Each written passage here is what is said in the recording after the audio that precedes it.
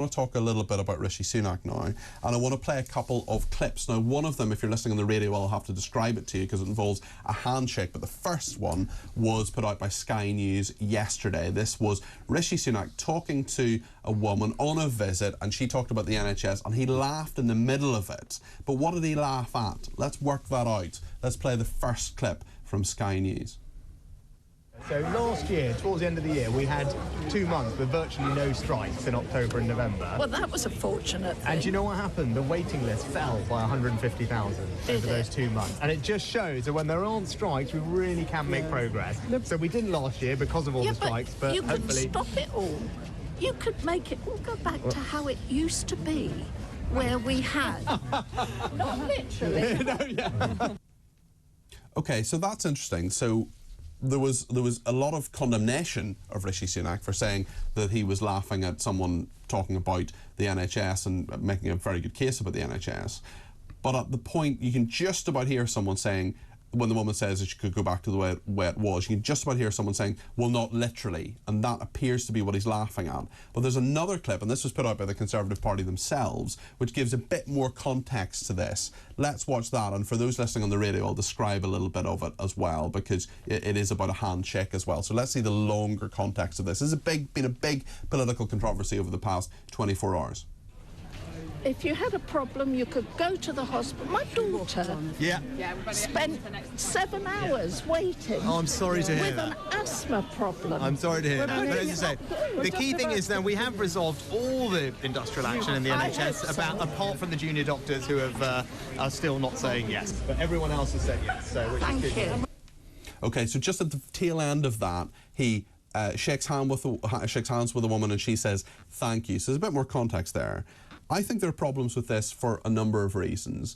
Given what the woman was talking about and the asthma problems and the real issues that her family has had with the NHS, I think Rishi Sunak should have probably stopped and talked to her maybe for a bit longer. He was walking towards the end of that. I also think that he shouldn't have laughed at any point. He knows the cameras are on him and the context will be forgotten. And he sort of slightly cut her off by talking loudly over her at one point as well. These things, I used to work in politics. I worked in politics for 3.5 years, and these are difficult because anybody can approach any politician and talk to them about anything, and that's the way it should be. Politicians should be accessible to people, even the Prime Minister. But it's a question, I suppose, about the basics of how these things come across. I want to ask Matthew Hulbert what he thought about that clip, and all the controversy has been condemned by all sorts of political leaders, but actually should they have condemned it? Well, on Twitter, I still call it Twitter, I don't call it the other thing. I said that it was the Rishi bot. The Rishi bot malfunctioned. It wasn't able to cope. And I don't think he's great with the general public. And some people aren't, and some politicians aren't. And that's going to be difficult for him when he has to go through a month-long election campaign. I think he's going to find that tricky. I don't think it's where he shines best, if I'm to be absolutely fair to him, which I don't see why I should be, but I will be anyway. I think actually he should have listened to what the lady had to say. She seemed very reasonable. She wasn't shouting. She was talking in a perfectly calm way. Her family had clearly been through an issue with the NHS, as you know, my own has, and I think really... Just remind us of that, Matthew, because people might not remember. So in July... a couple of years ago, 2022, my mum fell at home. She said in the early hours of the morning, she said she'd hurt her ribs, so we didn't move her when we got to her, because obviously you're told not to. We called for an ambulance. 11 hours later, a paramedic arrived who further called for an ambulance.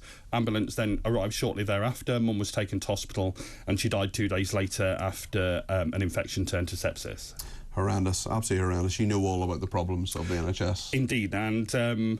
next Friday, I'll be at Rishi Sunak's house. Well, I'll be outside handing over a petition with the Just Treatment group. Is that number 10? That's at number 10, number 10 Downing Street. My first time there. I'm looking forward to standing outside of the famous... You're going to get a photo? Black Door for a photo, handing in this very serious petition from Just Treatment, from families who've suffered the system that currently isn't working. Okay, Reem, just...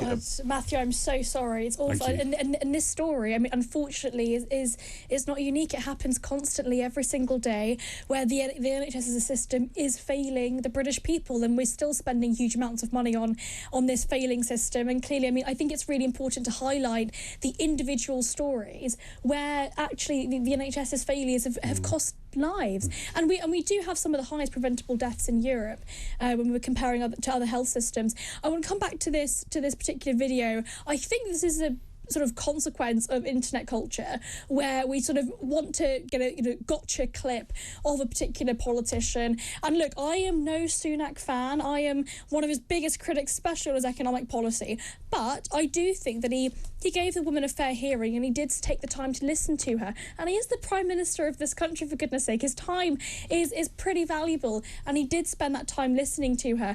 I think we need to be focusing a little bit more of our criticisms on Sky News, who clearly, potentially purposefully... I don't think it was purposeful. I think you don't think it was? No, I don't. I think the clip was there. It's interesting, though. I mean, I think some of the criticism should go towards the Conservative Party, actually, because they put out the longer clip, and they thought this was a good thing, and they thought this would clarify it, would promote the Prime Minister and the party. I mean, I think that was quite silly.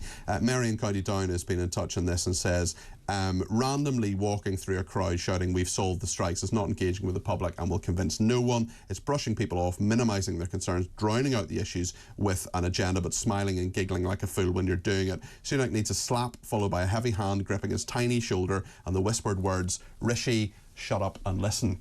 So listen, we'll continue to debate this.